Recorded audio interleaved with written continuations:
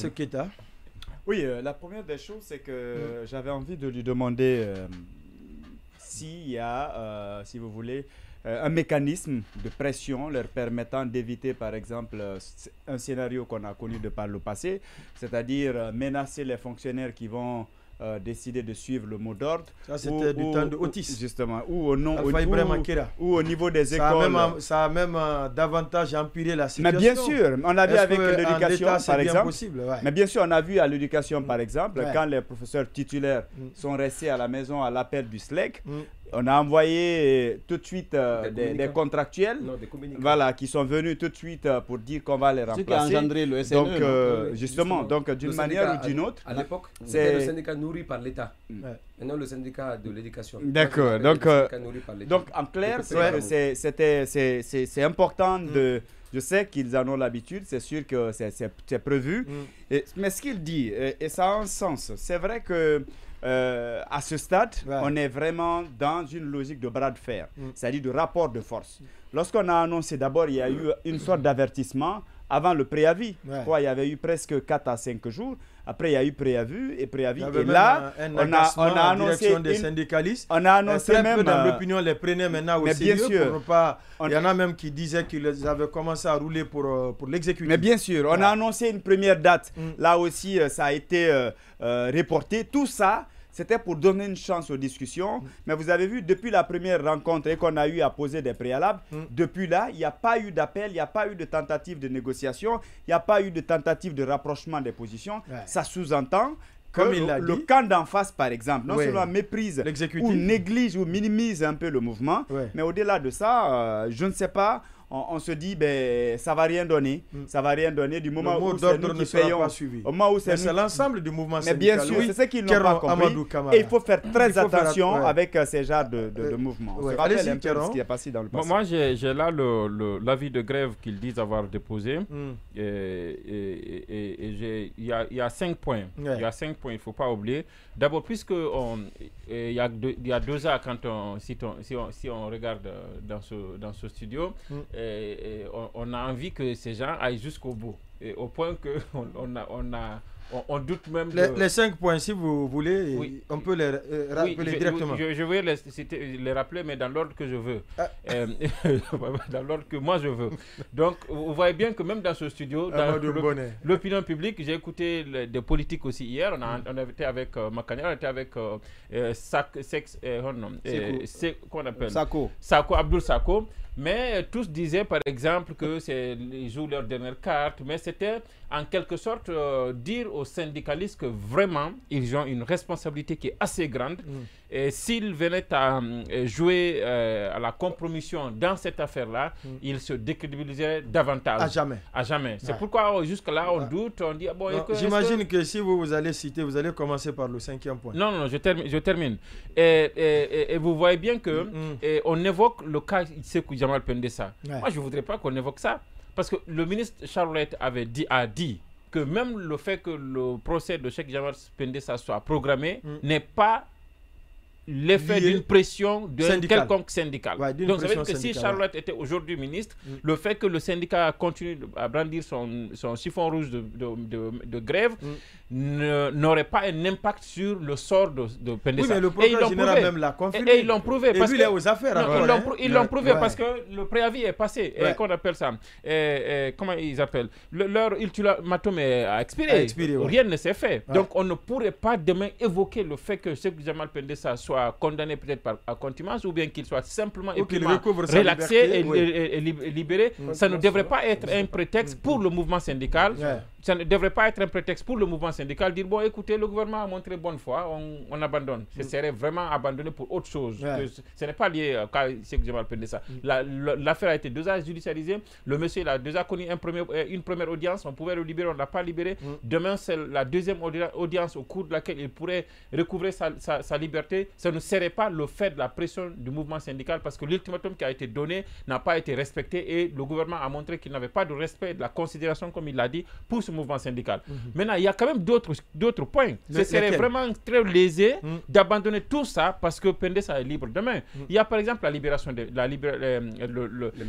médias, la restriction des médias et d'Internet. Il y a les prix d'arrêt de première nécessité. On est à 2 semaines au maximum du mois de Ramadan. Ce serait lésé d'abandonner ça à cause d'une libération normale de quelqu'un qu'on a maintenu pendant plus de 30 jours et qu'on a jugé alors qu'on pouvait juger dans une semaine et décider de son sort. Il y a aussi d'autres points de revendication, notamment le respect d'un protocole antérieur que le même syndicat a signé avec le gouvernement à l'époque concernant notamment les enseignants contractuels, leur prise en charge au niveau de la fonction publique. Il y a suffisamment de consistance dans ce qu'ils ont demandé pour que demain on vienne à la télévision le soir dire que le gouvernement a montré sa bonne foi, parce que le camarade So dit que ça dépend de la bonne foi du gouvernement. Ça dépend de si on les appelle même à 2 h du matin. Je pense que là, on est arrivé à un moment donné où ils doivent prendre sérieusement leurs responsabilités. Maintenant, on ne peut pas aussi se taire sur le fait que ce gouvernement aussi a fait des efforts. D'accord. Des efforts, on va lui donner la chance lui aussi. Avant la pause, non, il reste 10 minutes juste une seconde. Et l'autre chose que je voulais dire, et ça c'est ce qui le dit, et ce n'est pas une excuse. Moi, j'aurais aimé que ce soit le gouvernement qui le dise. Il y a véritablement un interlocuteur. L'État, c'est la continuité. On a dit au secrétaire général d'assurer les affaires courantes. Il ne l'a pas dit. Mais il a dit que l'État est une continuité. C'est une continuité. Ils ont déposé l'avis au ministère. Voilà. Donc le fait pour l'État, le fait pour l'État qu'il n'y ait pas un gouvernement ne devrait pas être un argument pour l'État et pour dire que non, à l'époque, non, maintenant il n'y a pas de gouvernement. Attendez qu'on mette en place un gouvernement. Ça ne devrait pas être un ça ne doit pas prospérer. Exactement. Oui, Boubacar Samson. Alors ce que Thierno dit, je le comprends. C'est sans l'accepter. Non, il veut inviter le syndicat à rester cohérent. L'État avec lui-même. Oui, l'État n'a jamais admis que c'est la pression qui pourrait conduire à la sortie de Sékou Jamal. Mais je pense aussi que l'État n'est pas obligé de le reconnaître. Moi, je me demande si la programmation même du procès aurait eu lieu sans le préavis de grève.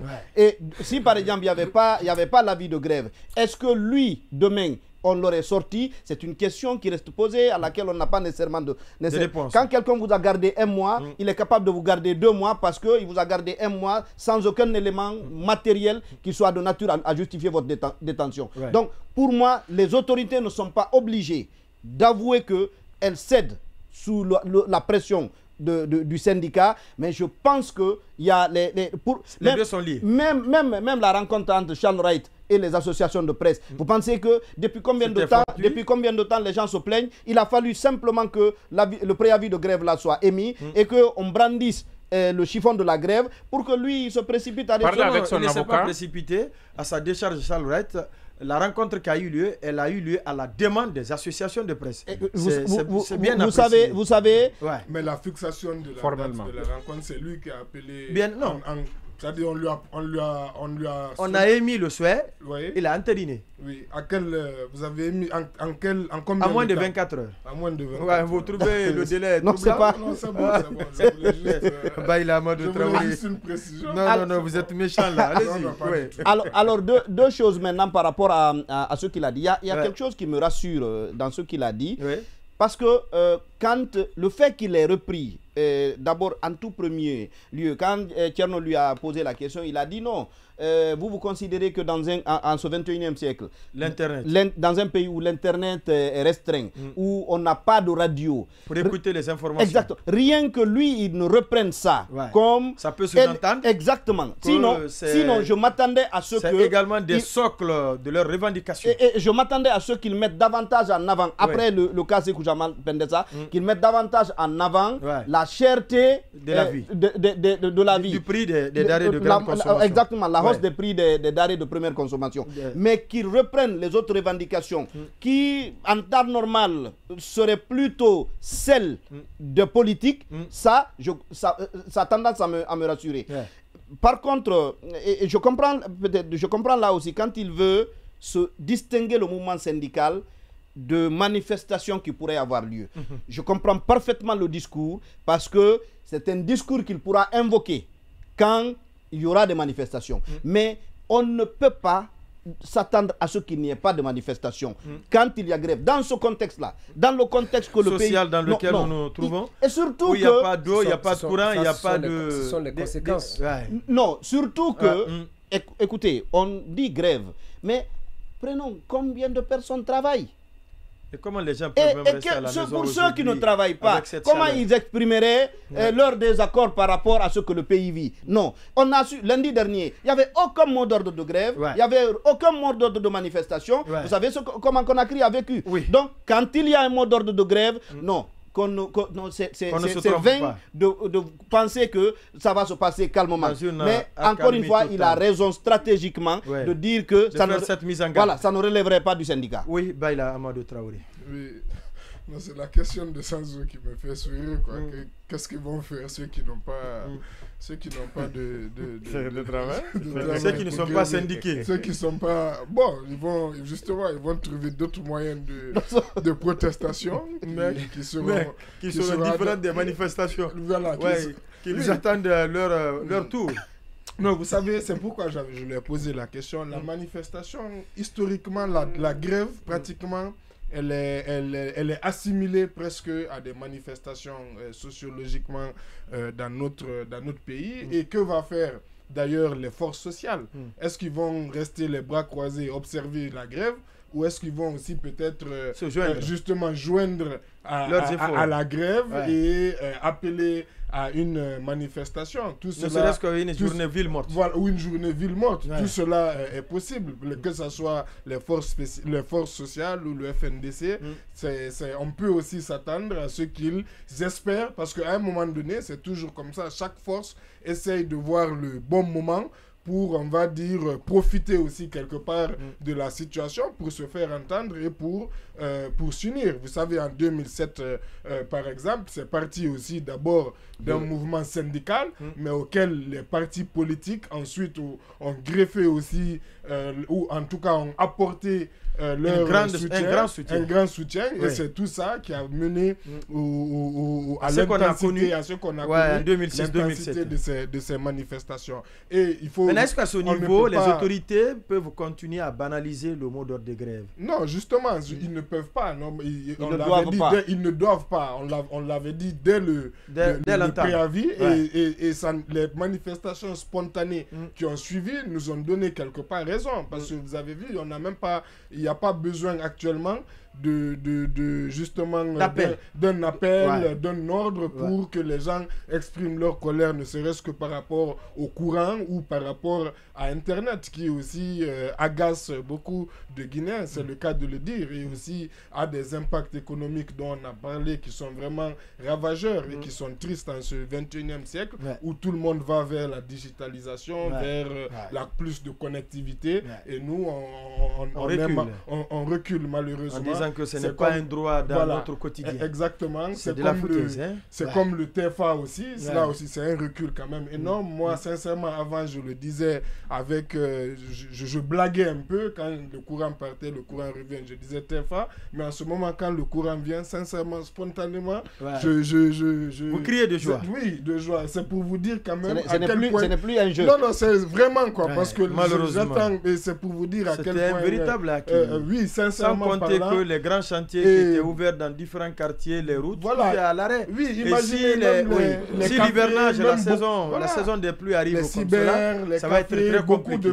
Les cyber, les cafés, beaucoup de petites entreprises, les sociétés, beaucoup de petites entreprises comme ça. Et tout ça on avait à un moment donné réussi à désengorger Kaloum. Justement. Aujourd'hui, tout le monde a afflue vers Kaloum. Voilà, la frustration est telle que... Kaloum, elle est le courant de la journée? Oui. La frustration est telle que... La frustration est telle que il faudrait mieux que la sagesse prenne le dessus sur la force, parce que en ce moment, c'est la sagesse qui peut nous tirer de cette situation. Et en ce moment, oui, bien entendu, c'est la sagesse qui peut nous tirer de cette situation et pouvoir rapprocher les uns et les autres et pouvoir profiter même de cette dissolution du gouvernement pour aussi rassurer les partenaires que cette dissolution induit également certainement une rectification aussi ou certainement un rapprochement. Donc en tout cas, Lucien Makane Kake a dit dans cette émission, parce que personne ne gagnera on peut prendre le pouvoir par les armes, mais c'est difficile de l'exercer ad vitam aeternam par les armes. Absolument. Le mouvement social, la grogne sociale, c'est difficile de la contenir, quelle que soit la qualité d'armement dont vous disposez. C'est difficile. Oui, on va l'écouter aussi avant la pause. Habib Marwan Kamara, allez-y. On a bien suivi M. Sow. Camarade Abdoulaye Sow. Je pense qu'il n'y a plus lieu ou raison de parler de questions préjudicielles, oui, ou de préalables. Ouais. À partir du moment où je pense que au fur et à mesure que les problèmes évoluent, les réclamations aussi évoluent et les positions des uns et des autres aussi évoluent. Je donne tout à fait raison à l'ancien président français, feu Jacques Chirac, qui disait que les emmerdes volent toujours en escadrille. Vous connaissez les escadrilles, ce sont les petits avions qui ont été réclamés ou recommandés par l'OTAN à l'issue de la Seconde Guerre mondiale. Donc, ces petits avions bombardiers, c'est pour vous dire que quand on a un problème, il faut, comme en d'autres thèmes ou dans notre jargon, un malheur est toujours suivi par d'autres. Oui. Donc, si hier on se bornait sur la question Pendessa, aujourd'hui on va au-delà. Donc, ce qui veut dire que les positions changent. Il y a des mutations un peu partout, dans les réclamations, surtout dans les revendications aussi. Mais moi, je reste un peu sur ma faim. Je dis, demain, on a deux possibilités. Selon une indiscrétion qui m'a été faite, Sékou Pendessa sera libre demain. À défaut, ils vont le garder jusqu'à lundi pour voir d'ici certainement la matinée ou avant midi, pour voir de quoi le syndicat est capable. Mais ma source est claire. L'ancien ministre de la Justice, le ministre d'État Charles White, avait négocié auprès de ses pairs magistrats afin que le jeune Pendessa puisse recouvrer sa liberté. Et je pense que... Ah, ça c'est grave. Vous pensez que c'est grave? Vous savez, on dit que... Lui qui voulait faire une injonction contre le PM parce que celui-ci s'en mêle aux affaires judiciaires, lui il peut négocier avec les magistrats. Il n'y a pas de justice indépendante. Non, ce n'est même pas ça. C'est pour rectifier de l'injustice. Lui, il n'est pas là-bas parce qu'il n'est pas là-bas, justement. Voilà. On estime que... Ça, c'est réparé. C'était pour une réparation. Je pense qu'il y a eu des cas pires que ce que Pendessa a connu, mais je pense que le ministre de la Justice a quand même cette possibilité de formuler un plaidoyer ou de demander la clémence de la justice avant la justice. La clémence de la justice. Au nom de la paix sociale. Ça, c'est peut-être... Avec j'espère que ce n'est pas un moyen de lui... Oui, je disais que la mise en liberté de Sékou Jamal sera certainement la justice avant la justice. Donc, c'est une erreur judiciaire qui sera corrigée. Comme dans les autres professions, on peut assister à des erreurs médicales, mais aussi à des erreurs de journalisme. Ouais. Mais, pour vous dire vrai, la semaine passée, j'avais donné ma main à couper. Et cette fois-ci, je donne mon cou à couper. C'est osé ça? C'est trop. Non, c'est parce que je suis dans la totale confiance. Donc une confiance prise en valeur absolue. En valeur absolue. D'accord. Je vais vous dire que ce gouvernement ne ressente pas la menace avec ce mouvement social. Si le CNRD doit craindre, c'est avec les mouvements intempestifs. Donc c'est les mouvements venus de nulle part, sporadiques. C'est ce qui avait commencé, je vous assure, en début de semaine. Ce syndicat ne pourra pas faire fléchir, encore moins ébranler le CNRD. La plus grosse menace aujourd'hui du CNRD, c'est ce manque de courant, c'est ce manque d'internet, c'est ce manque de radio libre dans le pays. Et la chute de Mamadi, je le dis en termes, si Mamadi va tomber, ou si sa chute est programmée, c'est à partir de ses humeurs incontrôlées. Et il doit craindre. Il ne faut pas qu'il considère que ce syndicat le fera. Parce que, je vous dis, ce syndicat, ce n'est pas des gens portés sur des valeurs. C'est des gens portés sur des calculs. Vous avez vu tout à l'heure, on ne fait que greffer des problèmes. Je l'ai rappelé tout à l'heure, cette citation de l'ancien président Jacques Chirac. Mais ce qui est sûr, au regard de la situation actuelle, au regard de l'évolution des problèmes sociaux, je vous assure que si le syndicat recule, les masses populaires ne vont pas reculer. Parce qu'il y a trop d'ingrédients, trop de frustration, trop de problèmes. Non, je ne suis pas dans... Vous savez, Aristote, dans la nature des régimes, on dit que l'aboutissement de la démocratie, c'est la naissance de l'anarchie. Donc, le stade suprême de la démocratie, c'est l'anarchie. C'est ce que nous vivons aujourd'hui, avec le populisme, avec tout ce que nous connaissons, les mouvements sociaux. Mais il y a une autre raison. La raison, elle est simple. C'est celle des frustrations, c'est celle du mécontentement, c'est celle du mépris, c'est celle du rejet, mais surtout, c'est celle du dédain. Mamadi a moins de chance. Le CNRD a peu de chance. Parce que, je vous assure, il n'y a pas de leader aujourd'hui qui puisse traîner autant de monde dans les rues. Mais il y a un seul leader qui peut traîner tout le monde. C'est la faim. C'est ce manque de courant. Je pense que le premier problème qu'on a, c'est à quoi on est en train d'assister. Personne n'a demandé à une femme de sortir avec des casseroles, de sortir avec des gourdins, avec des bidons, pour venir faire ce concert de klaxon ou de concert, je ne sais, au niveau de la route ou au niveau des rues de Conakry. Il y a moins de péril avec le syndicat, mais le plus grand péril, je vous assure, ça ne fera pas longtemps. C'est avec les mouvements qui naîtront sans que quelqu'un appelle à descendre dans la rue. On n'a pas besoin de leader, on n'a pas besoin de politique. Donc Mamadi doit craindre le silence du peuple. Amadou, en 30 secondes avant de passer au deuxième point. Non, tout se joue... nos patientes déjà. Tout se joue sur... c'est un rapport de force. Entre qui et qui? C'est un rapport de force entre le syndicat. Vous avez bien vu, le ministre Charles disait à l'époque, parce qu'il incarnait le gouvernement à l'époque, il disait que non, ce n'est pas par une revendication syndicale qu'on fait quoi que ce soit. Aucune pression ne peut nous ébranler.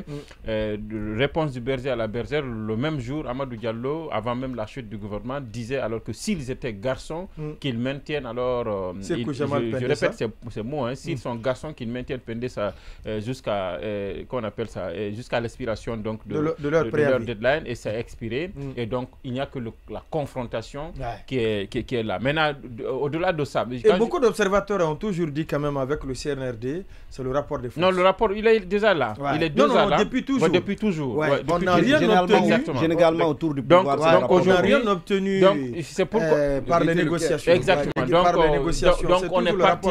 on est parti pour un clash. Maintenant, il y a quand même il y a des ingrédients. Il a cité d'autres, certains, et tous, sans se dire tout à l'heure, et ceux qui ne travaillent pas. Effectivement, même ceux qui ne travaillent pas pourraient se sentir concernés par ce qui est en train de se passer. Parce que l'Internet concerne ceux qui ne travaillent pas. Exactement. Le brouillage des médias concerne également ceux qui ne travaillent pas. Et vous voyez bien que fondamentalement en Guinée, la grève, on a une autre explication, c'est-à-dire que guinéenne de la grève, parce qu'il guinéanisait hier, quand il conceptualisait ses propos, et il y a la conception guinéenne de la grève. Dès qu'il y a une manifestation sur l'axe, on dit il y a grève sur l'axe. C'est-à-dire qu'on pense que toute manifestation est égale à grève. Et par ricochet, toute grève, on la comprend comme étant une occasion de sortir dans la rue, de manifester. Maintenant, par-dessus tout, je pense aussi que et le syndicaliste a fait bien d'être prudent dans ses propos. C'est un appel à la grève. Ce sont les travailleurs qui sont appelés, c'est de cesser de travailler. Il n'appelle pas à sortir dans la rue. Il a été prudent. Et je pense que même eux, ils ne portent pas le niveau de leur revendication à ce niveau. Je ne pense pas que l'objectif soit de faire tomber un général ou de faire tomber un régime. L'objectif, c'est d'amener le gouvernement à accepter de discuter autour des demandes sociales qui sont légitimes. Parce que, on parle du panier de la ménagère, ça touche tout le monde. On parle de la liberté des médias et tout ça, parce qu'à l'intérieur de ces médias, il y a aussi des travailleurs. Je ne vois pas une revendication sur les 5 points-là qu'on peut ne pas reconnaître quand même aux syndicats. Et donc, mais au-delà de tout, je pense qu'il ne faut pas aussi exagérer. L'objectif ne serait pas de faire tomber, par exemple, un gouvernement, mais c'est d'obtenir... Non, le gouvernement est déjà à terre. Voilà. Non, mais... Le gouvernement est déchu. Oui, mais... Je reste avec vous pour parler, puisque...